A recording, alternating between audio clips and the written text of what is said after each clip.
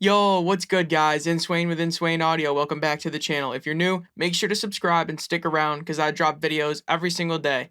Welcome. Today, I'm going to be answering a question off of Reddit regarding if you should line every word up to the grid. I'm going to expand upon that. Let's go.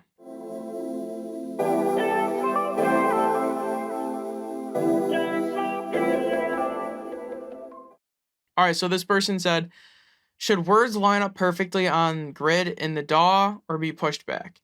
This might be a dumb question. The beat, of course, matches the grid, except some drums may be thrown off a bit for bounce. But should the words full of your vocals also line up perfectly, like on beat? Like dragging it so the first syllable and word of a bar lines up perfectly on the grid?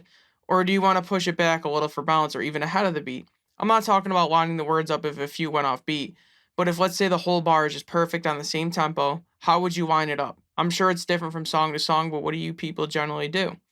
I know this might seem like a small, silly thing, but I just want to make sure I'm not doing anything wrong. I hope my question makes sense too. Thank you. Okay, so long story short, no, not necessarily. They kind of answered it themselves. They said the drums are lined up, except for some of them are thrown off a bit for bounce. It's the same thing with vocals. If you're always perfectly on the grid, it's probably not going to sound good. People are naturally going to be ahead or naturally behind, and this is where you get groove from and swing from and feel and vibe, things that we like in music. If you're perfectly on the grid, chances are it's going to sound stiff, unnatural, and not good. Now, some flows, like choppy ones like this, they might sound good perfectly on the grid. So it's not like you should never do this, but it's not something you should do by default. And also, I think me and most people, when we're editing vocals and fixing the timing, we're not really like looking at the grid lines necessarily. We're nudging things forward or backwards and listening off of feel. I've never once looked at the grid lines and matched everything up to the grid lines. I'm just going off of feel. Now, do you want to be ahead of the beat, on top of the beat, behind it, whatever? That's entirely song dependent, the flow dependent, and you just gotta, play it case by case, play it by ear. You just want to work off of feel. If it feels a little early, push it back. If it feels a little late, nudge it forward.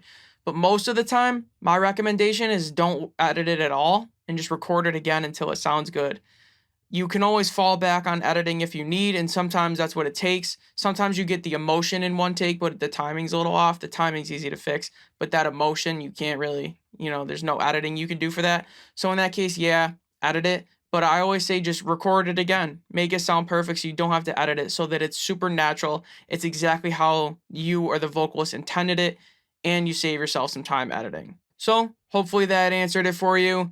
Let me know down below if you have a different process, but I'd say generally this is what most people are doing. We're not looking at the grid lines when we're editing vocals. We're nudging based off of feel, or we're just recording it right in the first place, which is what I advocate for.